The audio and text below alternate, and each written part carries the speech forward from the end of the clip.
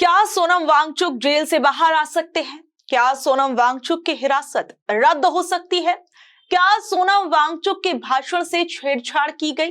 क्या सरकार ने सोनम वांगचुक को गिरफ्तार करने के लिए गलत सबूतों का सहारा लिया?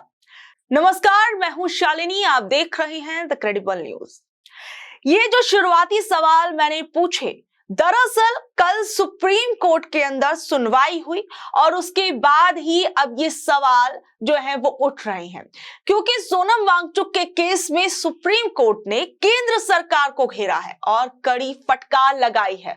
और अब शक ये भी है कि सरकार ने सोनम वांगचुक को हिरासत में रखने के लिए सबूतों के साथ छेड़छाड़ की है। देखिए, मैं आपको बता दूं कि लद्दाख के मशहूर एक्टिविस्ट सोनम वांगचुक को पिछले साल यानी 2025 में नेशनल सिक्योरिटी एक्ट यानी एनएसए के तहत हिरासत में लिया गया था। उनकी पत्नी गीतांजलि अंगमो ने इस गिरफ्तारी को गैर कानूनी बताते हुए सुप्रीम कोर्ट में चुनौती दी थी और अदालत के अंदर सोमवार को इस मामले में बहस हुई और उसमें से कुछ जरूरी चीजें या कहूं कि कुछ जरूरी पॉइंट्स निकलकर सामने आए हैं। और सोनम वांगचुक के वकील कपिल सिब्बल ने बहुत सी बातें कल कोर्ट के अंदर कही। वो एक के बाद एक मैं आपके सामने रखती हूं कि आखिर ऐसा क्या कुछ हुआ जिसके बाद ये सवाल उठ रहे हैं कि क्या केंद्र सरकार ने जानबूझकर सोनम वांगचुक को हिरासत में रखने के लिए सबूतों के साथ छेड़छाड़ की है। वांगचुक के वकील कपिल सिब्बल ने कल कहा कि सरकार ने वांगचुक को हिरासत में लेने के लिए जिन 4 वीडियो भाषणों का आधार बनाया वो उस पेन ड्राइव में थे ही नहीं जो वांगचुक को जेल में दी गई थी। कानूनन किसी को हिरासत में लेने पर उसे वो सभी सबूत देने पड़ते हैं जिनके आधार पर उसे पकड़ा गया है। कोर्ट ने पाया कि पुलिस अधिकारियों ने वांगचुक के भाषणों का जो लिखित अनुवाद दिया था या कहूं कि जो ट्रांसलेशन पेश किया था वो काफी ज्यादा सस्पिशियस है, उस पर संदेह है, उस पर शक है। जज ने कहा कि अगर भाषण सिर्फ 3 मिनट का है तो उसका जो रिटन ट्रांसलेशन है, जो लिखित अनुवाद है, वो 10 मिनट लंबा कैसे हो सकता है। कोर्ट को शक है कि ट्रांसलेशन में कुछ ऐसी बातें लिखी गई हैं जो वांगचुक ने असल में बोली ही नहीं थी। और साफ तौर पर कोर्ट ने यह तक कह दिया कि इस एआई के जमाने में इतनी बड़ी भूल कैसे हो सकती है कि आप 3 मिनट के भाषण को 10 मिनट के अंदर ट्रांसलेट करके दे रहे हैं। जस्टिस अरविंद कुमार और जस्टिस पीवी वराले की बेंच ने इस मामले में कड़ा रुख अपनाते हुए ये निर्देश दिए कि पेन ड्राइव को सील करें। जोधपुर जेल के सुप्रिंटेंडेंट को यह आदेश दिया गया है कि वो उस पेन ड्राइव को जो वांगचुक के पास है उसे एक सील बंद लिफाफे में तुरंत सुप्रीम कोर्ट भेजें। कोर्ट ने सरकार से उन भाषणों की असली ट्रांसक्रिप्शन भी मांगी है ताकि ये चेक किया जा सके कि क्या वांगचुक को फंसाने के लिए उनके शब्दों को बढ़ा चढ़ाकर पेश किया गया। सरकार ने पहले यह दावा किया था कि वांगचुक को सब कुछ दिखाया गया और वो झूठ बोल रहे हैं और अब पेन ड्राइव की जांच से ये साफ हो जाएगा कि आखिर में सच कौन बोल रहा है। सीधे शब्दों में कहूं तो कोर्ट ये देख रहा है कि क्या सरकार ने वांगचुक को गिरफ्तार करने के लिए गलत सबूतों का सहारा लिया या जरूरी कानूनी प्रोसेस का पालन नहीं किया और कानूनी प्रक्रिया जो पूरी हुई है या नहीं, इन तमाम चीजों को अभी कोर्ट देख रहा है। और अगर यह साबित होता है कि सबूत अधूरे थे या अनुवाद गलत था तो उनकी हिरासत रद्द हो सकती है, यानी सोनम वांगचुक के जेल से बाहर आने के आसार बढ़ सकते हैं। इस पूरे मामले पर वृंदा करात जो कि सीपीआईएम के नेता हैं, वो क्या कुछ कह रही हैं, जरा सुनिए। सुप्रीम कोर्ट ने क्वेश्चन किया है केंद्र सरकार से कि जिस तरह से ट्रांसक्रिप्ट का ट्रांसलेशन किया गया है और जो वीडियो सबमिट किया गया है सोनम वांगचुक को लेकर, सोनम वांगचुक की गिरफ्तारी एनएसए के आधार पर और जो भी काले कानून है उसके आधार पर ये बेहद गलत है। और अभी भी सुप्रीम कोर्ट जो सवाल पूछे ये लोग जवाब ही नहीं दे पा रहे हैं।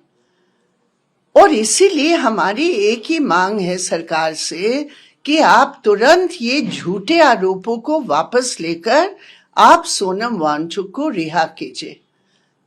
ये हमारी मांग है और ये हर भारतीय की मांग है जो जनवादी प्रणाली और फ्रीडम ऑफ एक्सप्रेशन में विश्वास करते हैं। देखिए, एक तरफ जहां सुप्रीम कोर्ट के अंदर केंद्र सरकार फंसती हुई नजर आ रही है, उस पर यह शक पैदा हो रहा है कि सोनम वांगचुक को हिरासत में रखने के लिए उसने गलत सबूतों का इस्तेमाल किया।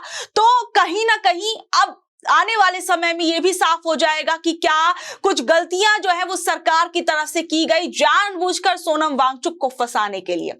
देखिए, सबसे बड़ी बात यह है कि सोनम वांगचुक की गिरफ्तारी पर तो सवाल कई बार और कई तरीके से उठ ही रहे हैं, लेकिन हम देखते हैं कि हमारे भारतीय लोकतंत्र के अंदर कई अलग अलग तस्वीर जो है वो देखने को मिलती है जो वाकई में हैरान कर देती हैं। सोचिए, जहां एक तरफ अनंत सिंह जैसे बाहुबली नेता जो हत्या, अपहरण और डकैती जैसे 38 संगीन मुकदमे होने के बावजूद कानून का फायदा उठाकर शान से विधायक पद की शपथ ले रहे हैं, दूसरी तरफ लद्दाख की मिट्टी और हक की जंग लड़ रहे सोनम वांगचुक को नेशनल सिक्योरिटी एक्ट जैसे सख्त कानून के तहत जेल में डाल दिया गया। और यह अंतर साफ दिखाता है कि जहां एक अपराधी कानूनी दांवपेच और बेल के सहारे सत्ता तक पहुंच जाता है, वहीं एक शांतिपूर्ण आंदोलनकारी को सिर्फ शक के आधार पर कैद में रखा जाता है। सबसे बड़ा सवाल यहाँ पर नियत का भी है।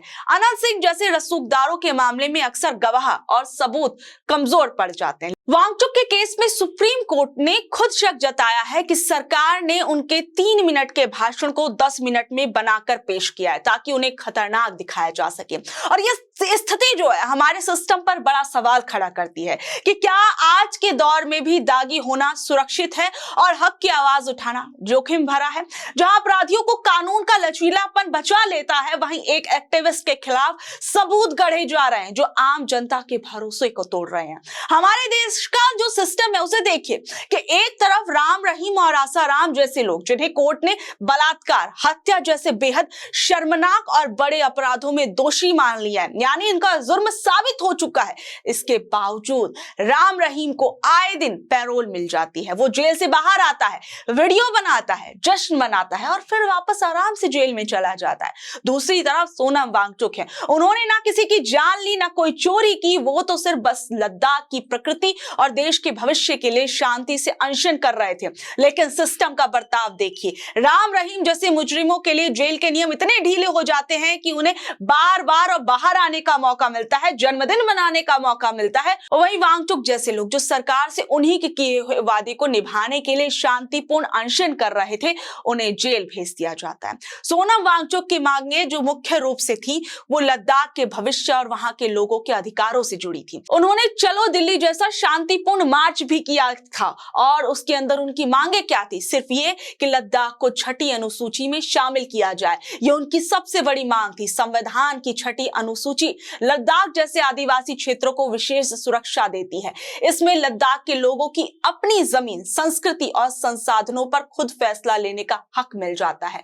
पूर्ण राज्य का दर्जा, उसकी मांग सोनम वांगचुक ने की थी। जब 2019 में जम्मू कश्मीर से अनुच्छेद 370 हटा था तो लद्दाख को एक यूटी बना दिया गया था, यानी कि केंद्र शासित प्रदेश बना दिया गया था। और वांगचुक की मांग थी कि लद्दाख को एक पूर्ण राज्य बनाया जाए ताकि वहां की अपनी चुनी हुई सरकार हो, ना कि सिर्फ दिल्ली से भेजे गए अधिकारियों का शासन हो। और ये बात खुद बीजेपी पार्टी ने अपने चुनावी भाषणों में की थी।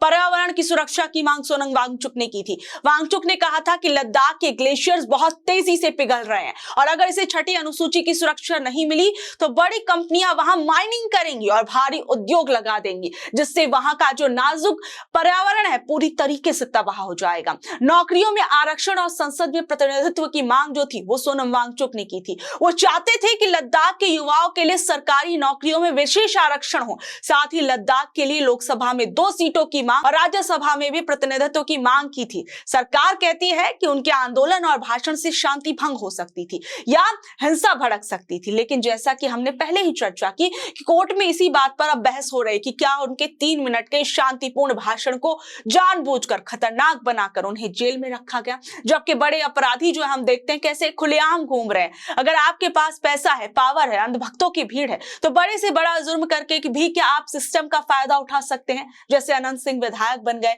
राम रहीम बाहर घूम रहे हैं, आसाराम भी आ ही जाते हैं, लेकिन अगर आप सिर्फ एक आम आदमी हैं और देश के भले के लिए सरकार से सवाल पूछते हैं तो आपके छोटे से भाषण को भी बहुत बड़ा जुर्म बना दिया जाएगा। क्या इस देश की सच्चाई ये है? और आज का कड़वा सच भी ये कहीं ना कहीं है कि अगर आप पावरफुल अपराधी हैं तो कानून आपके लिए रास्ता बना देता है और आप सत्ता की कुर्सी तक पहुंच जाते हैं। लेकिन अगर आप एक एक्टिविस्ट हैं, हक की आवाज उठा रहे हैं लोगों की, तो सरकार आपके छोटे से भी भाषण को बड़ी साजिश बताकर आपको सालों तक जेल के अंदर रख सकती है।